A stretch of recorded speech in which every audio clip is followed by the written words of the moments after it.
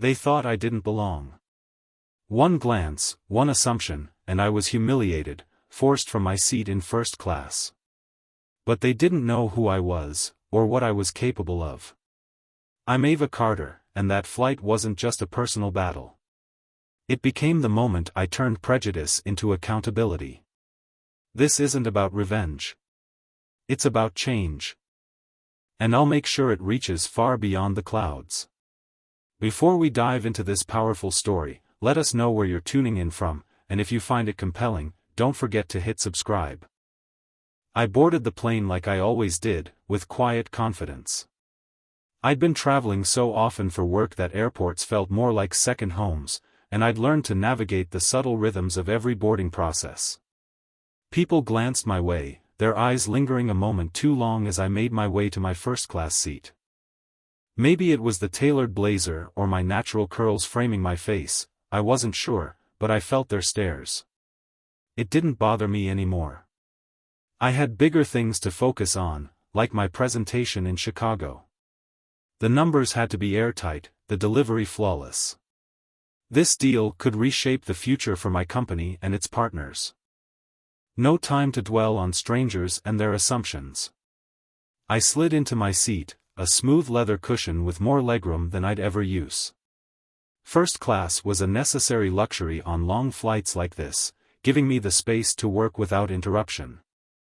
I placed my laptop bag in the overhead compartment, tucked my notebook into the seat pocket, and let out a small breath.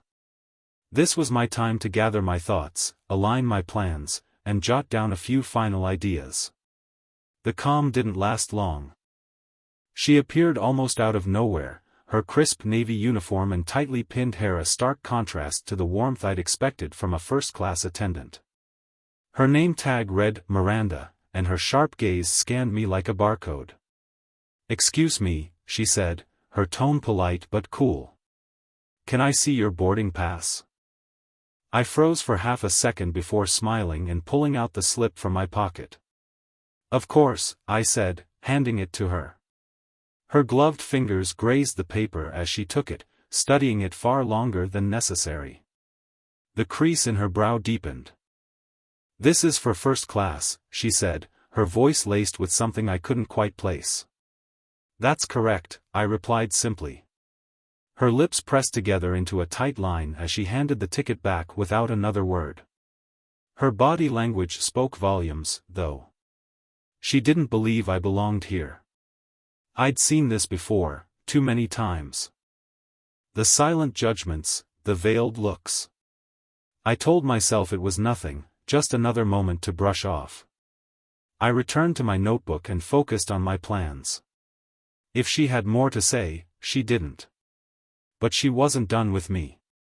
Moments later, I heard her voice again. It was firmer this time, almost commanding. "Miss Carter, could you step aside for a moment? I need to verify something." I looked up from my notebook, my pen hovering over the page. Her stance was rigid, her gaze unyielding. The quiet murmur of passengers filled the cabin as her request caught their attention. My cheeks burned, but I kept my composure. Slowly, I stood, grabbing my laptop bag.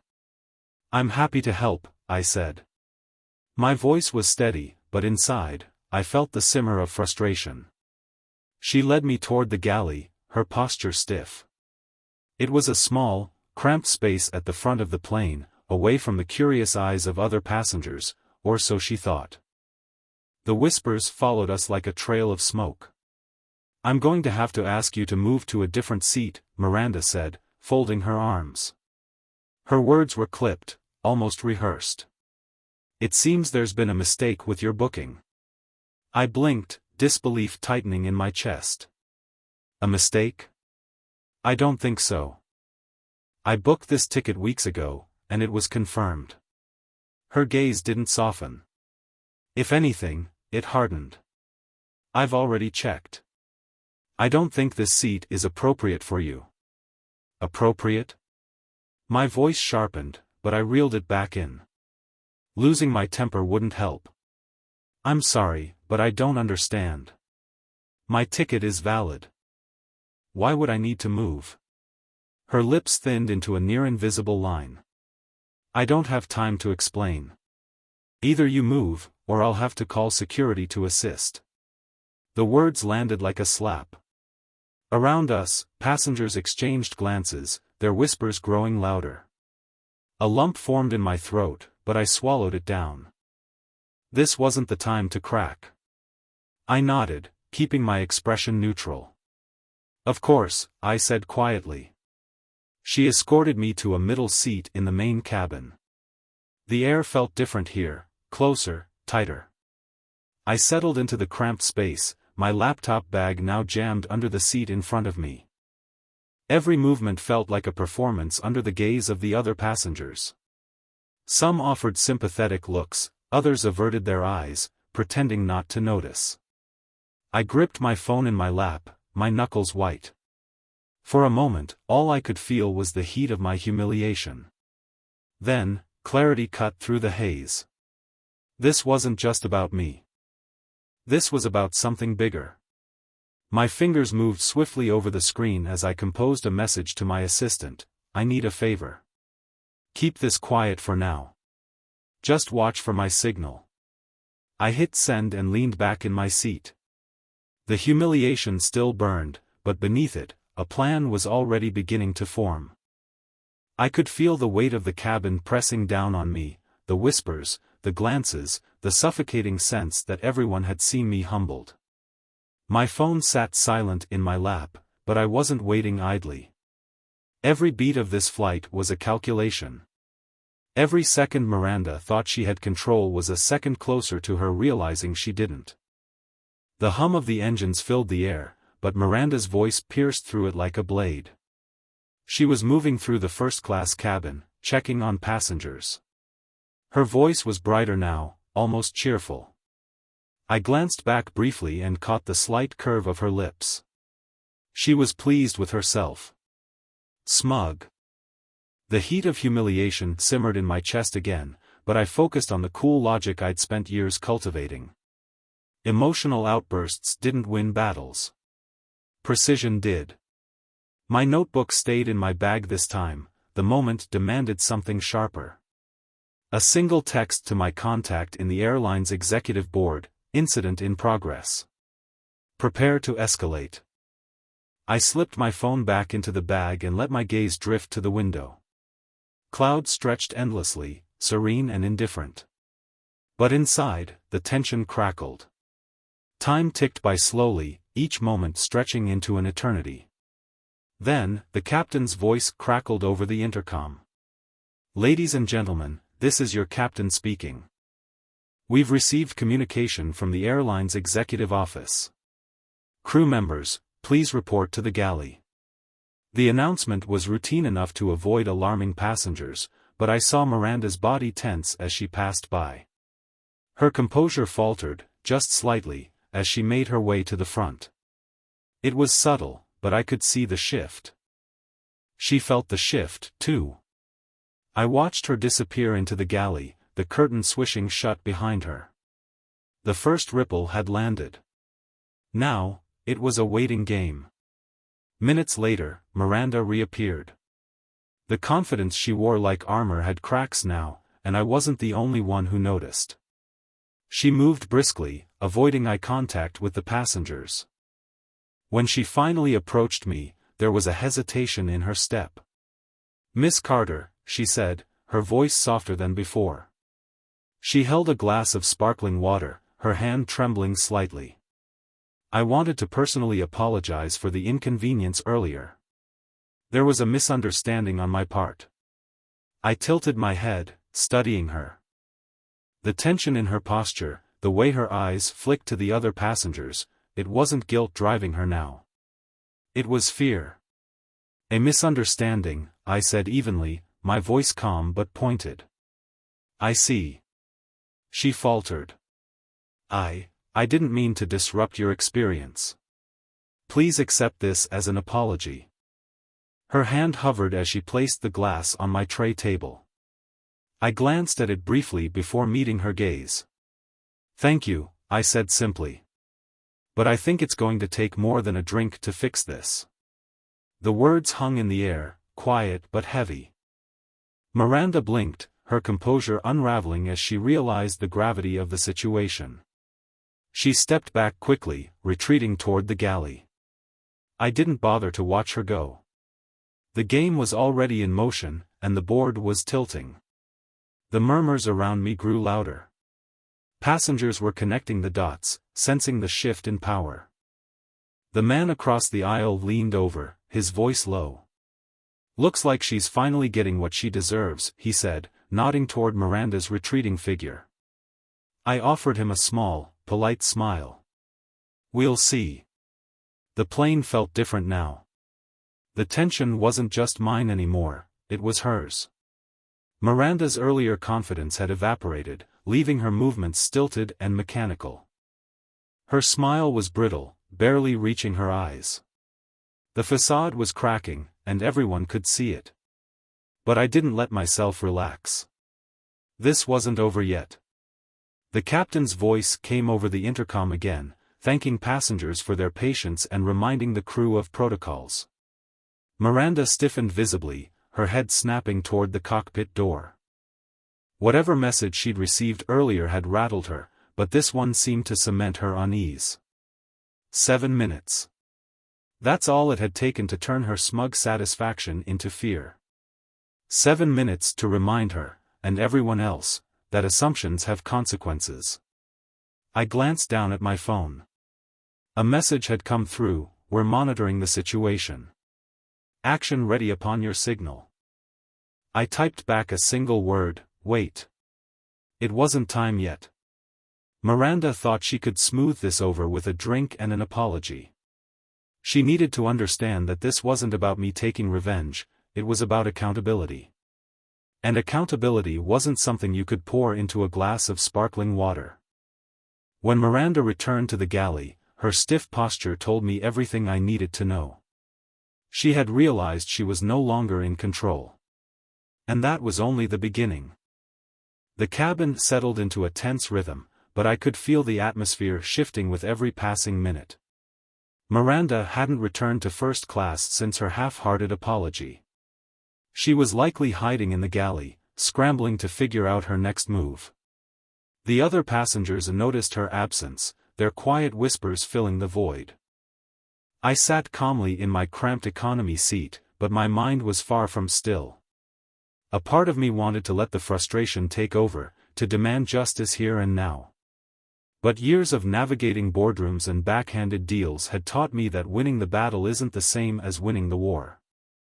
For this to matter, for this to create real change, it had to unfold precisely as I envisioned. A vibration in my bag snapped me out of my thoughts. I checked my phone, a new message from my assistant. Call received. They're escalating the situation. Do you want us to proceed? I typed back, proceed. Up front, the cabin crew's whispers grew louder, and the tension rippled through the plane like an electric current. Then, the captain's voice came over the intercom, calm but commanding. "Ladies and gentlemen, we want to ensure your comfort and safety during this flight. Crew members, please report to the galley immediately." Miranda slipped past the curtain moments later, her face pale and drawn. She tried to keep her movements brisk and professional, but I saw the slight tremor in her hands. She disappeared into the galley, leaving the rest of us to speculate. I leaned back in my seat, letting the tension build around me. The message I sent earlier had been clear, this wasn't going away. When Miranda returned, her posture was stiff, her forced smile barely concealing the fear behind her eyes. She moved past the first-class passengers with robotic precision, her usual self-assuredness replaced with uncertainty. And then it happened. A voice crackled over the intercom, a passenger announcement, but not from the captain. "Miss Ava Carter, please be advised that the airline's executive team has reviewed your concerns. We deeply regret the inconvenience you've experienced and assure you that appropriate measures are being taken." The cabin fell silent. Miranda froze mid-step, her tray of drinks trembling in her hands. Her head turned toward the front of the plane as if she couldn't believe what she'd just heard. Passengers whispered furiously, their curiosity shifting into sharp focus. The announcement continued. Flight crew, please note, Miss Carter is to be treated with full priority for the remainder of this flight. The captain has been informed. Further actions will be taken upon landing. The weight of the words hit everyone differently. For me, it was a quiet victory, a signal that the power dynamics had shifted. For Miranda, it was a death knell. She turned slowly, her gaze locking with mine for the briefest moment. I didn't flinch. I didn't smile. I simply stared back, calm and unyielding. Miranda stumbled into the galley, and I could almost feel the walls closing in on her.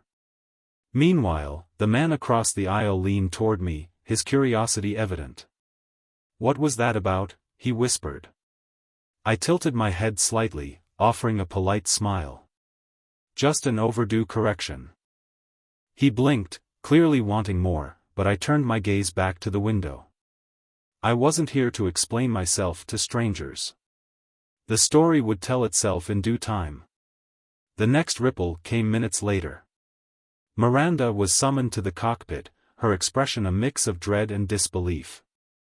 She hesitated, glancing toward the main cabin, as though searching for an escape route. There wasn't one. Passengers craned their necks as she disappeared behind the cockpit door. The murmurs grew louder, and the flight's usual hum of calm was replaced by a charged unease. I glanced at my watch. The timeline was unfolding exactly as I'd planned. When Miranda emerged, her face was ashen. She avoided looking at anyone, especially me. She moved stiffly back to the galley, where I imagined the reality of her actions was beginning to sink in. By the time the captain's next announcement came, it was clear the situation was escalating. "Ladies and gentlemen, we appreciate your patience as we address an ongoing matter. Crew members, please ensure the comfort of all passengers, especially those in first class." The emphasis wasn't lost on anyone. Miranda eventually returned to the cabin, but she wasn't the same woman who had escorted me to economy earlier. Her movements were slow and deliberate, her confidence drained. She approached my row cautiously, her lips pressed into a tight line. "Miss Carter," she said quietly. "I wanted to clarify a few things. It appears there was a misunderstanding regarding your seat earlier. I'd like to formally apologize." Her words were rehearsed, her tone carefully controlled. But the trembling of her hands betrayed her. I met her gaze, my expression neutral. "Thank you," I said simply. "I trust this will be resolved appropriately." Her eyes flickered with unease. She nodded, muttering something about ensuring my comfort for the rest of the flight, before retreating back to the galley. The plane settled into a tense quiet after that, but the damage had already been done. Miranda's authority was shattered, and the murmurs among passengers had turned into outright speculation. People exchanged glances, whispering theories about what had happened. A man a few rows ahead leaned over to his seatmate, gesturing toward the galley. "Think she's getting fired?" he asked. His seatmate shrugged. "She messed with the wrong person, that's for sure." I let the words wash over me, focusing instead on the messages coming through my phone. My assistant had sent an update, executive team has issued a directive. Security will escort her off upon landing. It was almost over. The last blow came when the captain summoned Miranda to the cockpit again. This time, her departure was met with openly curious stares from passengers. She didn't return for the remainder of the flight.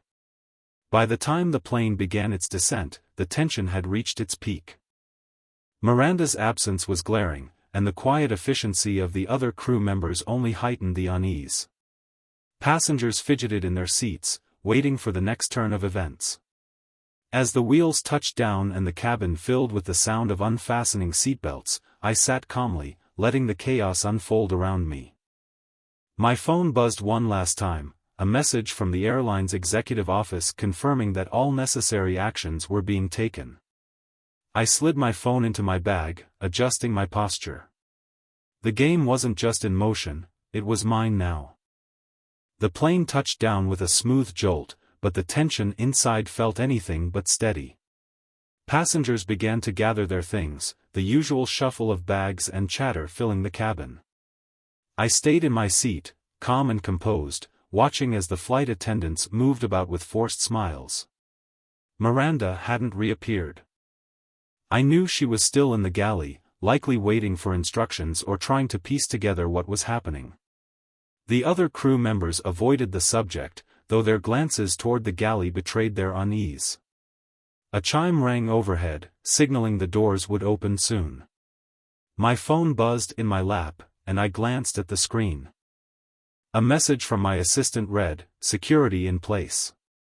She'll be escorted out." The wheels were fully in motion now. I sat back and adjusted the strap of my laptop bag, making no move to join the line of passengers filing out. There was no need to rush. This wasn't over yet. The door to the galley opened, and Miranda stepped out, her usual confident stride replaced with something hesitant, almost reluctant. Her face was pale, her eyes darting nervously across the cabin. It was a stark contrast to the composed, authoritative woman who had demanded I leave first class only hours earlier. I watched as she moved to the exit, her posture rigid and unnatural. She stopped just shy of the open door, as though steeling herself for what was coming. And then they appeared. 2 uniformed security officers stepped onto the plane, their presence cutting through the hum of conversation. "Miss Miranda Scott?" one of them asked, their voice firm but professional. Miranda froze. For a moment, she didn't respond, her head snapping toward the officers with wide eyes. "Yes," she said, her voice barely above a whisper. "We need to speak with you regarding an incident on this flight," the officer continued. His tone was calm, but the weight of his words was unmistakable. "Please come with us." Gasps rippled through the cabin as passengers stopped mid-motion to watch the scene unfold. Miranda's face turned ashen as she nodded, her movements robotic. She glanced around, likely searching for an ally, but found none. Even her fellow crew members stood frozen, their expressions a mix of sympathy and apprehension. The officers led her off the plane, and the air felt heavier in her absence. The remaining passengers whispered furiously, speculating about what had just happened. I stood once the aisle had cleared, gathering my belongings with deliberate care. Clara, the young flight attendant who had shown me kindness earlier, appeared at my side. "Miss Carter," she said softly. "I'm so sorry for everything that's happened today." Her words carried genuine warmth, and I met her gaze with a small smile. "Thank you, Clara. You've been very professional." Her cheeks flushed slightly, and she nodded. "If there's anything else I can do." I shook my head. "You've done enough. I'll be sure to mention your kindness to the board." Her eyes widened slightly, but she nodded again, her gratitude clear. As I moved toward the exit, the remaining crew stepped aside, their gazes avoiding mine. I didn't need their apologies. The system they operated within was as much to blame as the individual. The terminal was bustling with the usual energy of arrivals, but my focus was sharp. I pulled out my phone and sent another message to my assistant, "Confirm next steps. Schedule a call with the board tomorrow." I had no intention of letting this end with Miranda's suspension. This wasn't about her alone, it was about a culture that allowed someone like her to make decisions rooted in bias without immediate accountability. As I waited near the baggage claim, I saw Miranda being escorted through a side corridor. Her head was down, her shoulders slumped. It was a far cry from the woman who had wielded her authority so freely earlier. For a moment, I felt a twinge of something, not pity, but a faint sense of regret that it had to come to this. But I reminded myself this wasn't just about her. Miranda had made her choice, and choices had consequences. What mattered now was ensuring that no one else would be subjected to what I had endured. Later that evening, as I settled into my hotel room, an email from the airline's executive office arrived. The subject line read, "Acknowledgement of incident and immediate actions." I opened it, my eyes scanning the neatly written apology. The email outlined the steps the airline was taking to address the situation: Miranda's suspension pending a formal investigation, a review of their training policies, and a commitment to mandatory sensitivity training for all staff.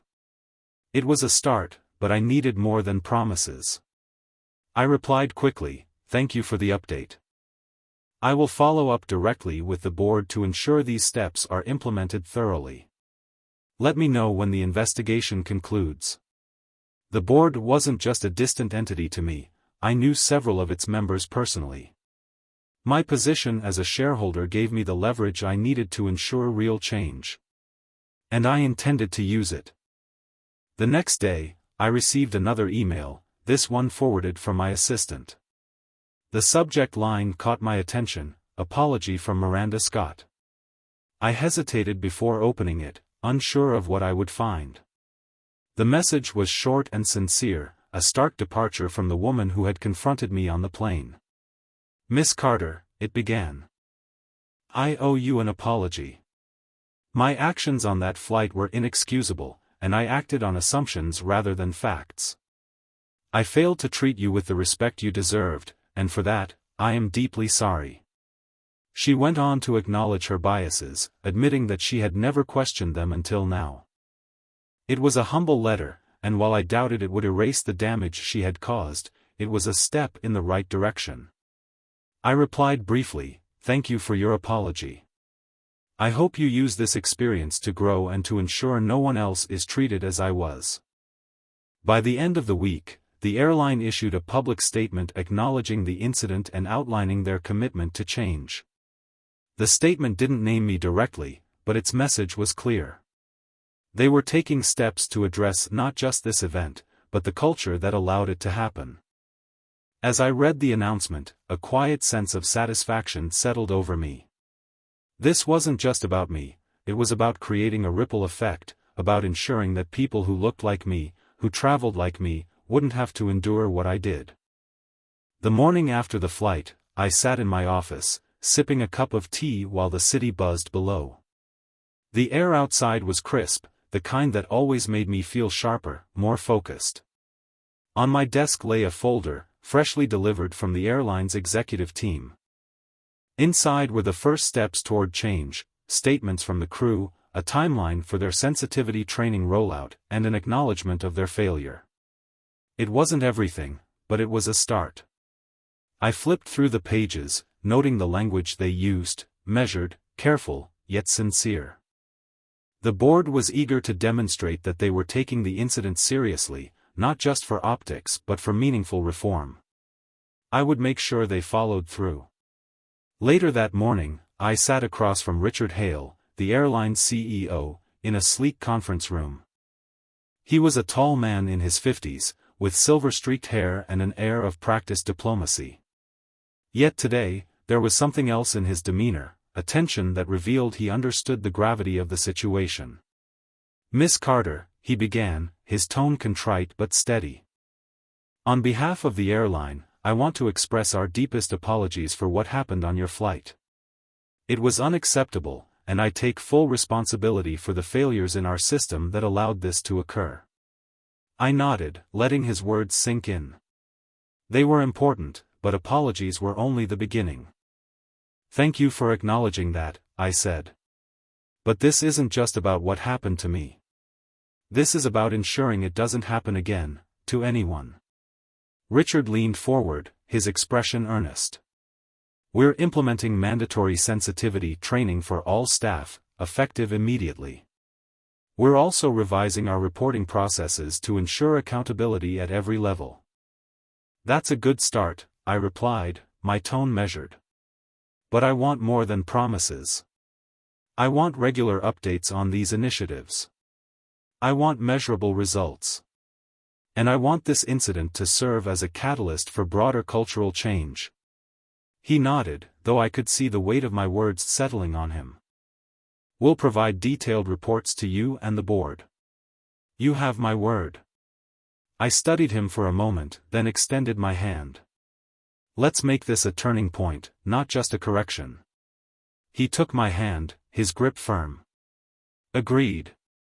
By the time I returned to my office, I felt a sense of cautious optimism. Change wasn't easy, but it was possible, and I intended to see it through. My assistant, Maya, greeted me with a smile as I entered. "How'd it go?" she asked, her curiosity clear. "It went well," I said, setting the folder on my desk. "But this is just the beginning." Maya nodded, her admiration evident. "You've already made an impact. The board is moving faster than I've ever seen." "They know this can't be swept under the rug," I replied. "And I'll make sure it isn't." The ripple effects of the incident were already spreading. Over the next week, other airlines began issuing statements, reviewing their own policies, and reaching out to me for guidance. I declined most offers, choosing to focus on ensuring the reforms at my airline were fully realized. One afternoon, I found myself back at the airport, preparing to board another flight. This time, the energy at the gate felt different. The staff's interactions with passengers were warmer, more patient. Smiles felt genuine, and questions were answered with care. When I reached the gate, the agent recognized me immediately. "Miss Carter, welcome back. We've upgraded your seat as a token of our appreciation for your continued support." I smiled, appreciating the gesture but waving it off politely. "Thank you, but I'm fine where I am." The agent looked surprised but nodded. "Of course. Have a great flight." As I boarded, I noticed Clara, the flight attendant from my previous trip. She'd been promoted, her new role evident in the way she confidently supervised the boarding process. When she spotted me, her smile brightened, and she gave me a small nod. I returned the gesture, a quiet acknowledgement of her professionalism. I settled into my seat, observing the flow of the cabin. A young woman across the aisle struggled to find space for her bag in the overhead compartment. Almost instinctively, a flight attendant stepped in to help her, their tone warm and reassuring. It was a small gesture, but it carried weight. Change wasn't about grand gestures, it was about these small, consistent actions that shifted the culture. As the plane took off, I leaned back in my seat, letting the hum of the engines soothe me. I reached into my bag, pulled out my notebook, and flipped to a blank page. My pen moved smoothly across the paper as I wrote a single line: "Change begins with accountability, but it thrives on persistence." Meanwhile, somewhere in another part of the city, Miranda Scott was beginning her own journey. Her apology email had been unexpected but sincere, and I couldn't help but hope it was the first step toward her growth. I'd learned that she had taken a job with a nonprofit focused on workplace diversity and inclusion. It wouldn't be an easy road, but perhaps it would be a meaningful one. Change didn't happen in a vacuum. It took people willing to challenge the system, and people willing to learn. I hoped Miranda would become the latter. The flight landed smoothly, and as I exited the plane, I caught a glimpse of Clara again. She was thanking passengers, her professionalism shining through in every word. When our eyes met, there was a moment of shared understanding. She had been a bright spot in a difficult experience, and I had made sure her kindness was recognized by the board. As I stepped into the terminal, I felt a sense of quiet satisfaction. The work wasn't done, not by a long shot. But the foundations had been laid, and the momentum was building. Change was coming, not just for the airline but for an industry that had too long ignored the quiet injustices faced by people like me.